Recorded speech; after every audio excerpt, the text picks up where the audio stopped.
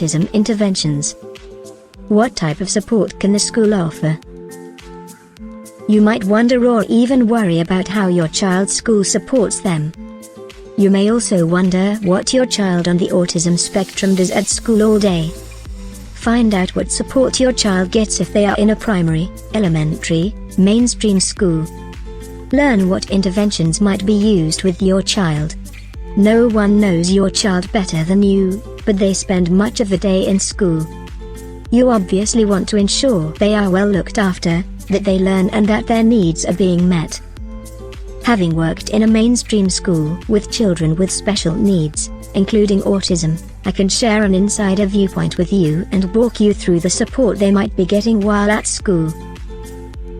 Although I have lived and worked in several different countries, my recent experience is in the UK, specifically in England, and this is what I will describe this time.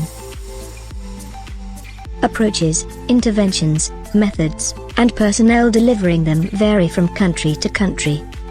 However, with most autism research done in the Western world, especially in English-speaking countries, all the strategies and practices might be similar. Depending on your child's needs, they might or might not be in a mainstream school.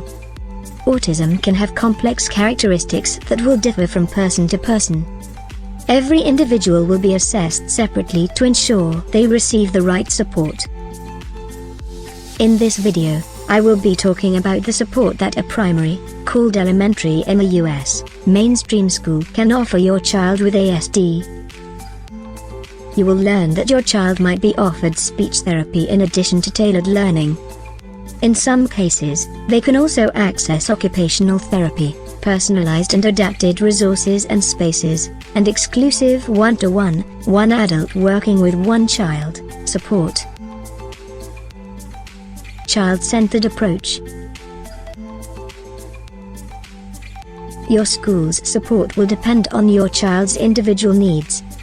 In England, children with ASD will often have an Education and Healthcare Plan, EHCP. This document will be created by doctors, psychologists, speech therapists, the school, and other professionals involved in your child's diagnosis and treatment. It will contain a plan of action and recommendations for services, approaches, or tools to support your child. Most schools have SENCOs, special teachers or coordinators dedicated to children with special needs. Their role is to adapt goals, targets, and recommendations from the EHCP into your child's care and experience in school. They will establish and coordinate the support your child gets. This support will include interventions, adapted learning, and special resources for your child. Interventions are sessions usually outside the classroom focusing on a specific learning goal. Speech therapy. Your child on the autism spectrum might be getting speech and language therapy interventions.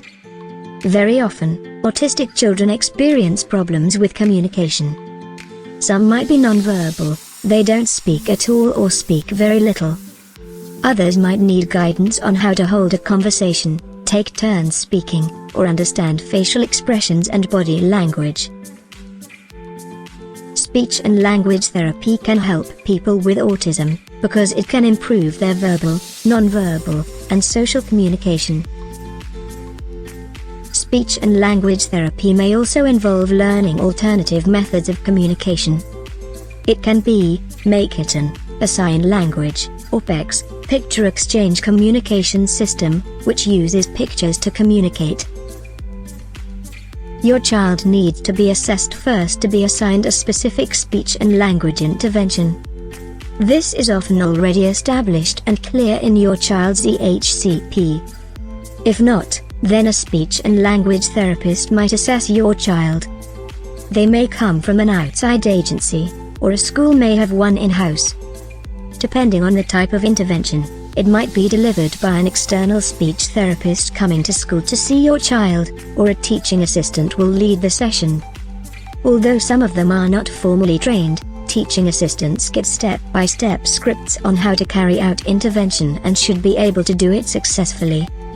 Some examples of speech and language interventions I use with my ASD students are colorful semantics, blank level questioning, and welcome.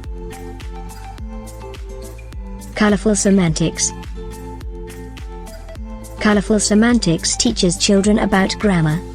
It breaks down functions and patterns in sentences and teaches your child how to build and understand them. It has several color-coded levels. The first four are: orange, who? Yellow, what doing? Green, what? Blue, where? Children start with learning about basic sentence construction. They are shown pictures and have to say who is doing what. After lots of consistency, practice, and repetition, consecutive levels are introduced, and children will learn to answer where, when and why questions based on a picture. Blank level questioning. Blank level questioning also works with images. It assumes that developmentally children are first able to answer who and what questions, or point to things in the picture, and then move on to the following levels that require more reasoning. Where and why questions will follow if the child has mastered previous levels. This intervention has 4 levels. The first one is naming things. Level 2 is describing things, answering who, what, where. Level 3 focuses on talking about stories and events, and the final, Level 4 is about solving problems and answering why questions. Welcome. Welcome is another speech and languages toolkit I use with children in school.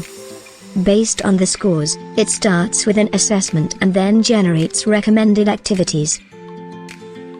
They are all play-based and help children with delayed language skills. With dolls, teddies and different objects, they learn to talk. Attention. Depending on the child's needs, some interventions will focus on support with joint attention. Children with ASD may use fewer gestures to communicate to form joint attention. Joint attention requires sharing a common focus on something with someone else. It is a base for further communication skills. Children with ASD are also less likely to spend time in joint engagement.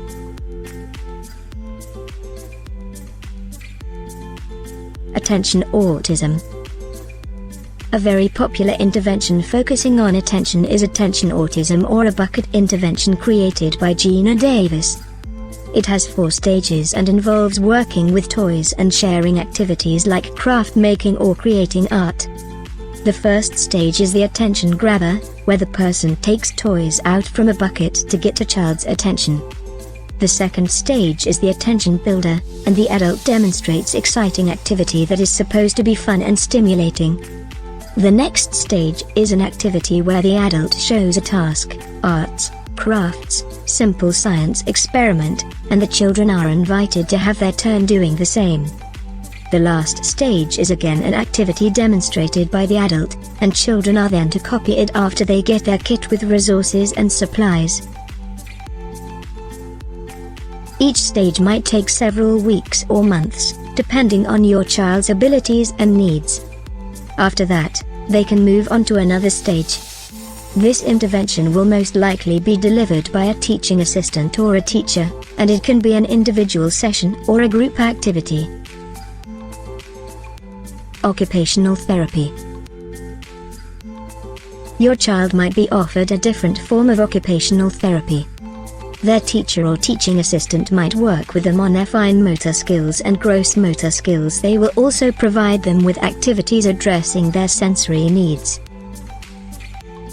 Fine motor skills. By working on their fine motor skills, your child might improve their writing, dressing, undressing, and feeding, or they might help with toilet training if necessary. The occupational therapist might visit the school to recommend specific activities. However, the teaching assistant will often know how to support your child. Activities like threading a string through Cheerios, cutting, and playing with Play-Doh support fine motor skills development. Gross motor skills. Children on the autism spectrum might also experience problems with gross motor skills like running, jumping, throwing, or catching. Their teacher or teaching assistants will be working on them with your child. This is usually done through play. Sensory needs. Your child might also need some calming activities and those that will help them with their sensory needs. One intervention that I know is used in schools is the sensory circuit. It contains a series of calming and alerting exercises. Through a sequence of different activities like balancing, crawling, bouncing on a yoga ball, swinging, or being given a massage or a weighted blanket, your child will stay alert, organized, and calm.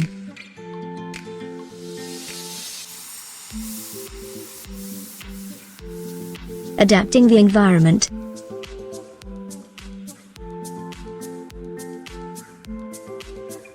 Your child will be supported by the school, ensuring the environment is appropriate and suitable for them. They will have all the aids and resources they may need. It might be a separate working station, a table, a display wall, a quiet corner, or an additional room they can go to have a quiet time or a break or to carry out an intervention without interruptions. Your child may need additional resources that the school will, or at least should, provide, for example, ear defenders if they are sensitive to noise or chewy or fidget toys. The teacher or teaching assistant will help your child navigate their daily routine. It might be with the help of visual symbols, pictures, sign language, or now and next boards. Academic. And finally, your child will get support with their learning. Depending on their needs, it might involve additional reading, phonics, or maths sessions. Sometimes their teacher or teaching assistant will pre-teach them something before the lesson or give them a differentiated task. They might have different looking tasks than their peers, but they will still be on the same topic or learning objective. I hope this video gave you some insights into what support your autistic child might be getting at school.